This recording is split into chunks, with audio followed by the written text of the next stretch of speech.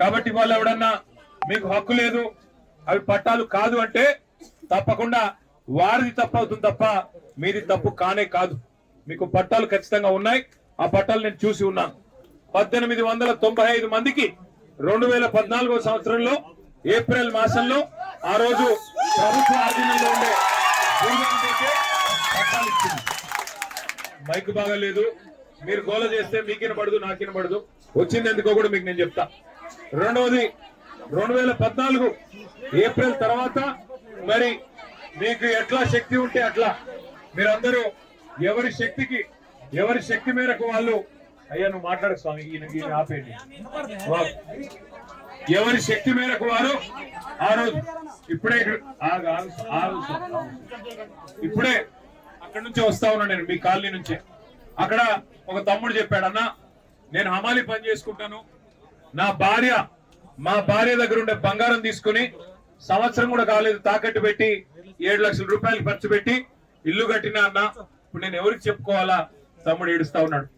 జాలిమి అని చెప్పి ఇంకో సోదరుడు, అన్న నేను 12 ఏళ్ళ నుంచి ఇక్కడే ఉన్నా, మరి దాదాపు 12 లక్షల రూపాయలు ఖర్చు పెట్టి కట్టినా, నా పిల్లలు, నా భార్య, నా కుటుంబం మొత్తం రోడ్డున పడింది ఈ దుర్మార్గమైన ప్రభుత్వం చేపట్టి అని ఆయన ఏడుస్తా ఉన్నాడు. ఎర్రయ్య గారని పెద్ద మనిషి, ఆయన్ని కలిసిన ఆయన చెప్తున్నాడు, ఇందులో ఏ రకమైన ఇబ్బందులు లేని భూమిది, మాకు కోర్టు ఆర్డర్లు ఉన్నాయి, భూదాన్ పట్టా ఉంది, మేము ఇక్కడ కొంతమంది మేము ఎలక్ట్రిసిటీ కోసం కరెంటు కోసం దరఖాస్తులు పెట్టుకున్నాము, మేము ఇంటి పన్ను కూడా కొంతమంది కడుతున్నాము, ఇంటి నెంబర్లు కూడా చివరి దాకా వచ్చి ఆగింది. గతంలో మీ ప్రభుత్వం ఉన్నప్పుడు మమ్మల్ని ఇక్కడ ఎవరు డిస్టర్బ్ చేయలేదు, ఎవరు పక్కన కలెక్టరేట్ కట్టినా కేసీఆర్ గారు స్వయంగా వచ్చి అక్కడ మీటింగ్ పెట్టినా మమ్మల్ని ఎన్నడూ చీమకు చేసిన హాని కూడా చేయలేదు, మమ్మల్ని కాపాడుకున్నాడు తప్ప అన్యాయం చేయలేదు. కానీ ఇవాళ ఆ పక్కనే ఉండే విలాసవంతమైన విల్లాల కోసం, కాంగ్రెస్ నాయకుల విలాసాల కోసం, ఈ జిల్లాలో ఉన్న 3 మంత్రులు వారి అక్రమ సంపాదన కోసం వారి కన్ను మీ భూమి మీద పడ్డది. మీ 60 ఎకరాల మీద కన్నుబడి ఇవాళ 3 మంత్రులు కూడబలుక్కొని అందరూ కలిసికట్టుగా ఇవాళ పేదలను మెడలు బట్టి గెంటేసి ఒక శత్రు దేశం మీద దండయాత్రకు పోతే ఎట్లయితే పోతారో 1000 మంది పోలీసు వాళ్ళని తీసుకుని అర్ధరాత్రి వచ్చి నోటీస్ ఇవ్వకుండా అన్యాయంగా ఇవాళ మిమ్మల్ని అక్కడి నుంచి తరిమేసి ఇక్కడ బజార్ను పడేసింది ఇందిరమ్మ ప్రభుత్వం. పేరుకి ఇందిరమ్మ ప్రభుత్వం. ఇందిరమ్మ ప్రభుత్వం అంటే ఏంటి? ఇల్లు కులగొట్టడమా? కట్టుకున్న ఇల్లు కులగొట్టి పేదవాళ్ళను మెడలు బట్టి రోడ్డు మీదకి తోయడమా ఇందిరమ్మ ప్రభుత్వం అంటే? ఇందిరమ్మ ప్రభుత్వం అంటే ఇంటర్మీడియట్ చదువుతున్న పిల్లలు, ఇవాళ ఎంతో మంది పిల్లలు అక్కడ ఉన్నారు, చదువుకోవాల్సిన పిల్లలు, వాళ్ళని రోడ్డు మీద వేసి చదువు లేకుండా చేసి వాళ్ళ నోట్లో మట్టి కొట్టి ఇవాళ మీ అందరినీ బజార్లోకి తోసింది ఈ ప్రభుత్వం. వాళ్ళు అంటున్నారంట మంత్రులు, ఇవి అక్రమమైన పట్టాలు, ఇవి సక్రమమైన కావు అంటున్నారంట. అక్రమమైన మీ పట్టాలు కాదు, సక్రమమైన మీ పట్టాలు. కానీ అక్రమమైన బుద్ధి, చండాలపు బుద్ధి, పేదల నోటికాడి బుక్కలాక్కునే బుద్ధి ఈ దుర్మార్గమైన మీ 3 మంత్రులు తప్ప మీది కానే కాదు. మీరు భయపడమాకండి, మీరెవరు భయపడవద్దు. ఒక్క మాట కేసీఆర్ గారు చెప్పమన్నారు మీకు, అది చెప్పడానికి నేను, అజయ్ అన్న, రవణ, మదన్న అందరం కూడా వచ్చాం. కేసీఆర్ సార్ చెప్పమన్నాడు మీకు, ఇంకొక 2 ఏళ్లలో మళ్ళీ 2 ఏళ్లలో మీ దయతో మీ దీవెనతో మళ్ళీ సార్ ముఖ్యమంత్రి అవుతాడు, పేదవాళ్ళ ఆశీర్వాదంతో అవుతాడు. మీరు అప్పటిదాకా ఎదురు చూసే పని కూడా లేదు, మీరు అప్పటిదాకా ఎదురు చూడండి కూడా నేను చెప్పట్లేదు. మేము మీ తరఫున మిమ్మల్ని ఎక్కడి నుంచి అయితే గెంటేశారో మీకు అక్కడే ఇల్లు కట్టించాలని, మీకు అక్కడే క్రమబద్ధం చేయాలని మీకోసం శాసనసభలో, శాసన మండలిలో కానీ మీ మంత్రులు మాయగాళ్ళు, 3 మంత్రులు కూడా మాయ చేస్తారు. లేదు మీ జిల్లా మంత్రులు, మీ మంత్రులు కాదు కానీ మాయగాళ్ళు 3 మీ జిల్లా వాళ్ళు. మళ్ళీ రేపు మళ్ళీ మీ మధ్యన చిచ్చు పెడతారు. మీలో కొంతమందిని తీసుకొని పోయి 50 మందిని తీసుకొని పోయి ఎల్లిముద్రలు వేయించుకుంటారు, కొంతమందితో సంతకాలు పెట్టించుకుంటారు అధికారులు వచ్చి చీకట్లో. దయచేసి ఐకమత్యంగా ఉండండి, ఐకమత్యాన్ని చెదిరిపోని ఇవ్వకండి. మీకు అక్కడనే ఇల్లు కావాలనుకుంటే దయచేసి ఎక్కడ సంతకాలు పెట్టకండి. మీకు అక్కడే ఇల్లు కావాలి, అక్కడే ఉండాలి మీ కుటుంబాలతో సహా అనుకుంటే మీరు పొరపాటును కూడా మీ ఐకమత్యాన్ని చెదిరిపోనికండి. మిమ్మల్ని తీసుకెళ్తారు పక్క కొంతమంది, అమ్మా నీకు ఇందిరమ్మ ఇల్లు ఇస్తాం, నువ్వు రా అంటారు.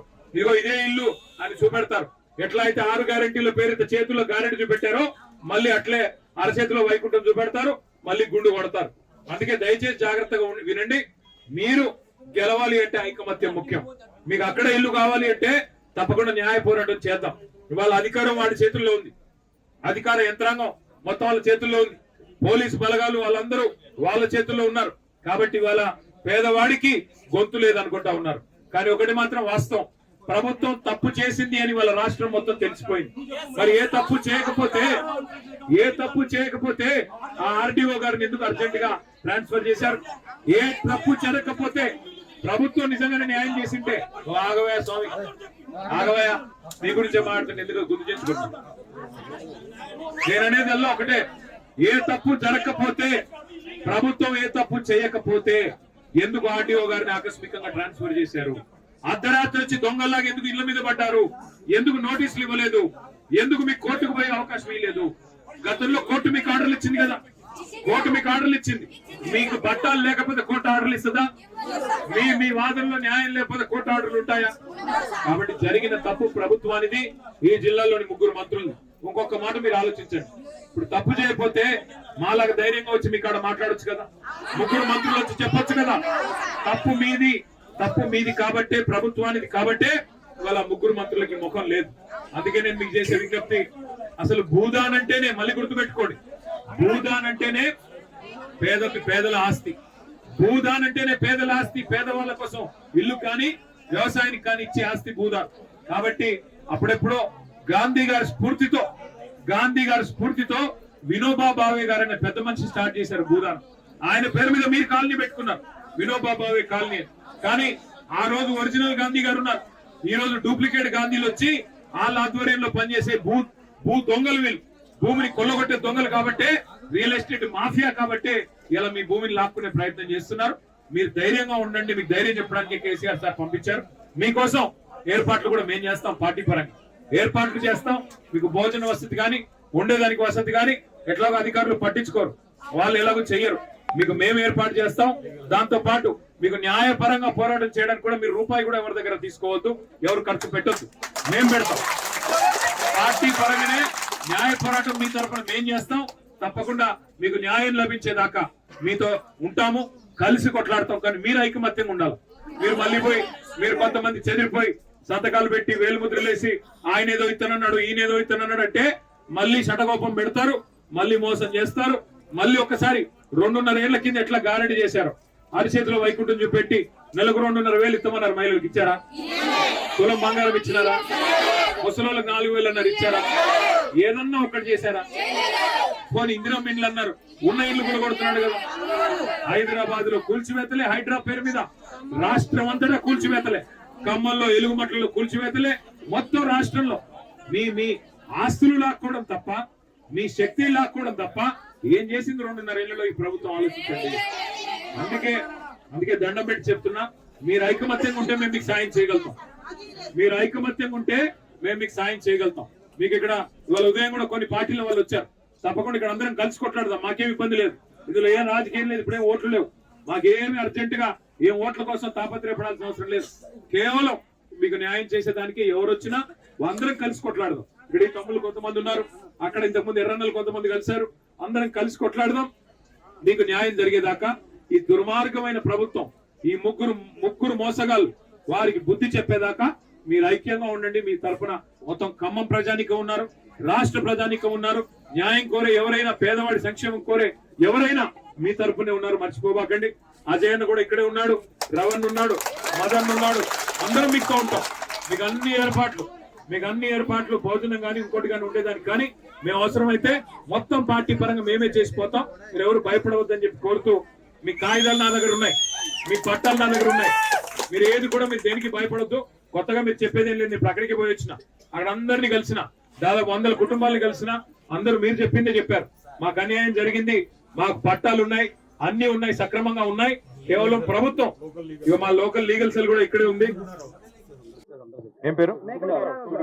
సుగుణారావు గారు, లాయర్ గారు. ఆయన గతంలో ఉద్యమకారుడు. ఆయనే ఇచ్చాడు నాకు ఇన్ఫర్మేషన్ మొత్తం. కోర్టులో కూడా మీరు రూపాయి ఖర్చు పెట్టే అవసరం లేదు, మొత్తం ఖర్చు పెట్టి మేమే కొట్లాడతాం. మిమ్మల్ని మళ్ళీ కంటికి రెప్పలా కాపాడుకుని మీ ఇల్లు మళ్ళీ మీకు వచ్చేలాగా చేయడం మా బాధ్యత. దయచేసి ఎవరు కంగారు పడొద్దు, ధైర్యంగా ఉండాలని చెప్పి కోరుతా ఉన్నా. థ్యాంక్ యూ, అందరికి నమస్కారం. Thank you.